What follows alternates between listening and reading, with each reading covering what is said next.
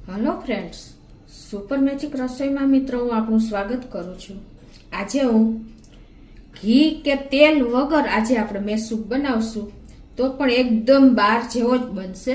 तो तमने चोक्कस आ विडियो गमशे, गमे तो लाइक करजो, शेर करजो अने सब्सक्राइब करवानुं तो भूलता ज नहीं। तो एक अलग ज ट्रीक थी आ सूप बनशे मित्रों। तो एना इन्ग्रेडियंट में जुओ, આપણે અડધો કપ કાજુ લીધા છે, અડધો કપ શેકેલી મગફળીને મેં ફોતરા ઉતારીને દાણા તૈયાર કર્યા છે, અને અડધો કપથી થોડી ઓછી એવી આપણે ખાંડ લીધી છે, અને અડધો કપ આપણે મલાઈ લીધી છે ઘરના દૂધની, અને ઉપર ડેકોરેશન માટે આપણે બદામ અને પિસ્તાની કતરણ કરી છે। તો બનાવવાનું ચાલુ કરીએ। તો પહેલા તો આપણે આ મગફળીના દાણાને તેલ છૂટું ન પડે ને એ રીતે જ આપણે એને ક્રશ કરી લેશું। પલ્સ મોડ ઉપર ચાલુ બંધ કરતા। તો જુઓ આ રીતે આપણે પલ્સ મોડ ઉપર એકદમ દરદરો પાવડર કરી લીધો છે। તો એને આપણે વાસણમાં લઈ લેશું। એ જ રીતે આપણે આજે અડધો કપ કાજુ લીધા છે ને એને પણ આપણે પલ્સ મોડ ઉપર પાવડર બનાવી લેશું, ચાલુ બંધ કરતા। તો જો આપણે કાજુનો પણ પાવડર કરી લીધો છે એકદમ દરદરો। આ રીતે તમે પલ્સ મોડ ઉપર કરશો ને એટલે ઓઇલ પણ છૂટું નહીં પડે અને એકદમ સરસ આપણો ક્રમ્બલ જેવો તૈયાર થશે। તો આ બંને પાવડરને આપણે મિક્સ કરી લેશું, અને હવે આમાં આપણે જે અડધો કપ દૂધની મલાઈ લીધી છે ને એ નાખી દેશું।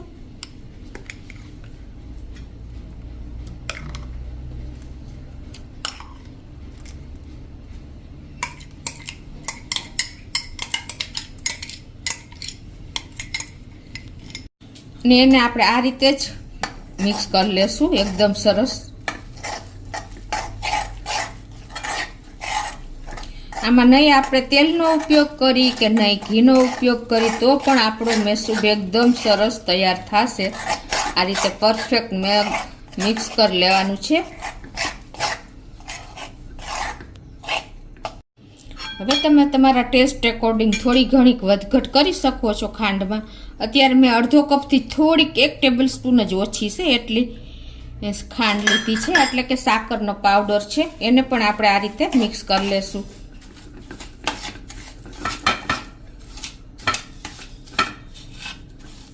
તો આ રીતે જો આપણે મલાઈ બધું મિક્સ કરી લીધું છે, ખાંડ, અને એકદમ સરસ મિક્સ કરીને હવે ગેસ ઓન કરી અને મીડિયમ ફ્લેમ ઉપર આપણે આને કન્ટિન્યુ જે રીતે આપણે મેસૂપ બનાવીએ ને એ રીતે કન્ટિન્યુ ચલાવતા રહેવાનું છે। આ રીતે જ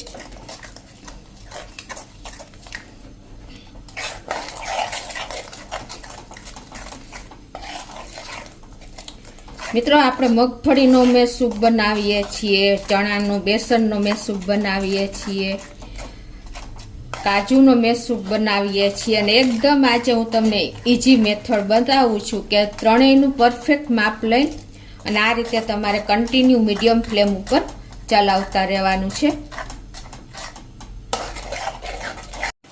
તો આ રીતે જો આપણે 3 મિનિટ થઈ છે મીડિયમ ફ્લેમ ઉપર, અને જો આ ટેક્સચર અત્યારે આવી ગયું છે, તમને ખ્યાલ આવી જતો હશે, લંપી જેવું થઈ ગયું છે એકદમ, અને થોડી આપણે લાઇટ એવી જારી પણ દેખાય છે। જ્યાં સુધી જારી પડે ને ત્યાં સુધી આપણે આને કન્ટિન્યુ આ રીતે ચલાવતા જ રહેવાનું છે।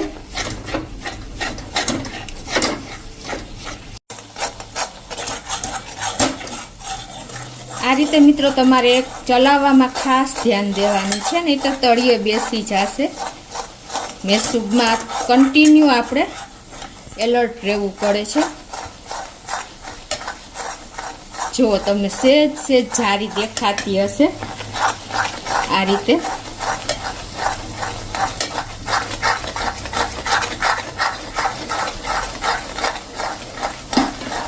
આ રીતે તમે કરશો ને તો કોઈ ટાઈમ પણ નહીં લાગે અને એકદમ સરસ આપણો મેસૂપ તૈયાર થઈ જશે।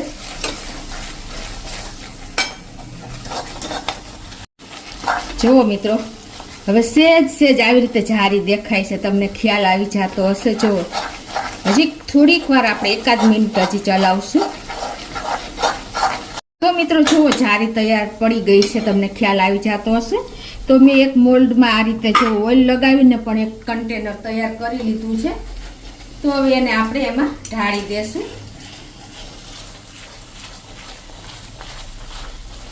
આને બહુ વધારે વાર નથી રાખવાનું, નહીંતર કઠણ થઈ જશે. જુઓ તો હવે એને આપણે લઈ લેશું. ઘી પણ નથી કાઢવાનું અને આ રીતે જ આપણે એને ઢાળી દેશું.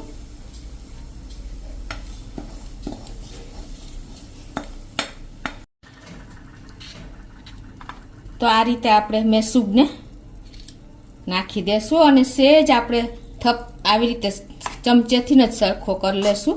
બહુ જાજો નથી, એટલે આપણે હાથમાં થોડું જેટલું બને ને એટલું જાડું લેયર કરવાનું છે.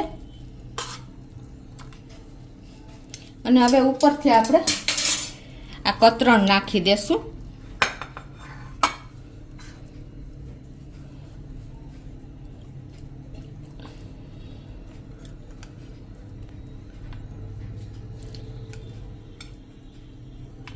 તો હવે આને આપણે 5 મિનિટ પછી ચેક્સ કરી લેશું, એટલે કે પીસ કરી લેશું.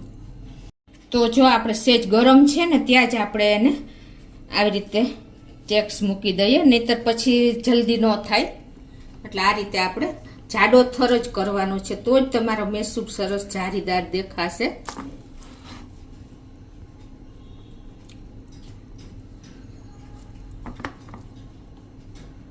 અને હવે આને આપણે અડધી કલાક ઠંડો થવા દેશું.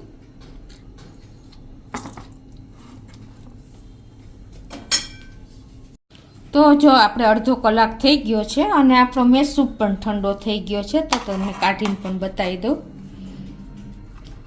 આ રીતે મિત્રો આપણે જુઓ.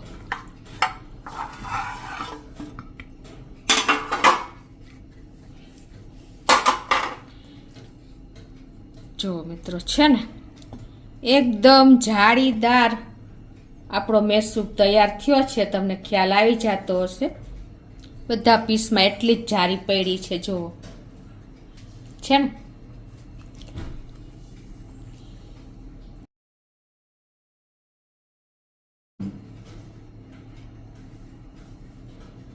તો એક વખત ચોક્કસ મિત્રો આ રીતે ટ્રાય કરજો. કમેન્ટ બોક્સમાં જણાવજો કે તમને આ મેસૂબની રેસીપી કેવી લાગી. તમને ગમે તો લાઈક કરજો, શેર કરજો અને સબસ્ક્રાઈબ કરવાનું તો ભૂલતા જ નહીં.